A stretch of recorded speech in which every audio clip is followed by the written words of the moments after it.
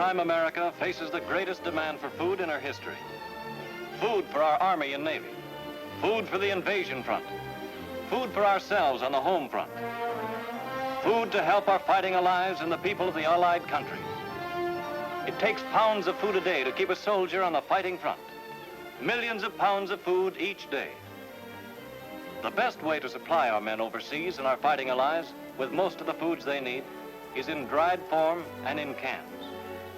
In addition to the military, other factors affect our canned food supply. Take tin, for example. Our major peacetime sources have been cut off by the enemy.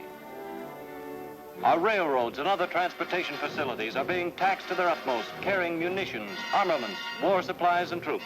That leaves less shipping space for civilian foodstuffs. And then there's the farm labor shortage.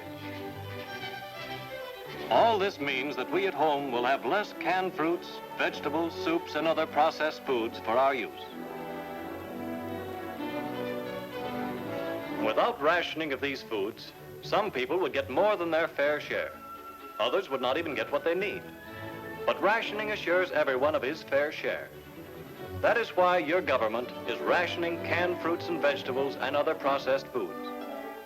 Until now, we have been rationing one item at a time, like sugar and coffee.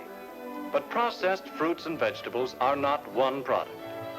They are hundreds of products in hundreds of different brands, grades, sizes, varieties. In cans, bottles, packages, in dried and frozen form. One cannot say, as in the case of sugar, each citizen will be allowed 2 cans of peaches a week or 4 cans of spinach.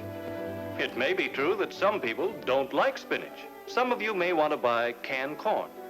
Others of you may want to buy canned peas or spinach. So the question arises, what method of rationing can be used so that each citizen may get his fair share of canned fruits and vegetables and other commercially packed foods, and that will still allow freedom of choice? The system which has been adopted and has worked successfully in England for over a year is called point rationing. In the point rationing system, all these foods are grouped together, and your ration book is used to buy those you like. Those items which are not so scarce will take fewer points. Items which are more scarce will take more points. Point stamps to buy these ration goods are in War Ration Book 2. This book contains blue and red stamps. Blue stamps are to be used for canned fruits, vegetables, soups, juices, and other processed foods. Red stamps will be used for meat. This is a typical page of blue stamps in War Ration Book 2. Notice that the stamps are given point numbers, 8, 5, 2, 1. Everyone will get 48 points each period. That means you will use blue stamps ABC for the first period, DEF for the second, and so forth. Point values will be the same in all stores. Every store in which you shop must post the official table of point values of all point rationed items in all sizes. From time to time, point values may change, and stores will post the new point values. Here's an example of how point rationing works. This lady, all decked out with her family's brand new ration books, starts out to do some shopping. First of all, she wants to buy a can of peas.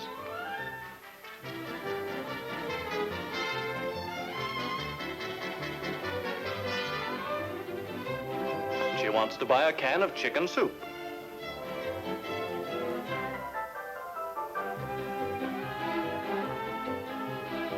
And she wants some dried prunes.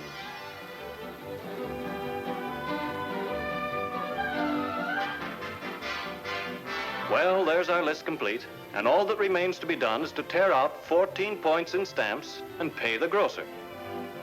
But wait just a minute. Just for fun, let's take another look at that point ration table. Hey, slow down there. What about those string beans? Why, they're only 3 points in the size we want. If we buy those instead of peas, we can save 5 points. And what's this? Fresh apples don't require any points. Well, why not buy those instead of dried prunes? And save another point. So there we are, our shopping list complete. With the same amount of goods, and with 6 points saved for future use. Smart girl. She's smart in more ways than one, too. Because she used her large stamps first, wisely saving her small ones for low-point purchases later on. Because she shops early in the day and so helps her grocer. Because wherever possible, she substitutes unrationed fresh fruits and vegetables for canned or processed ones. This is point rationing.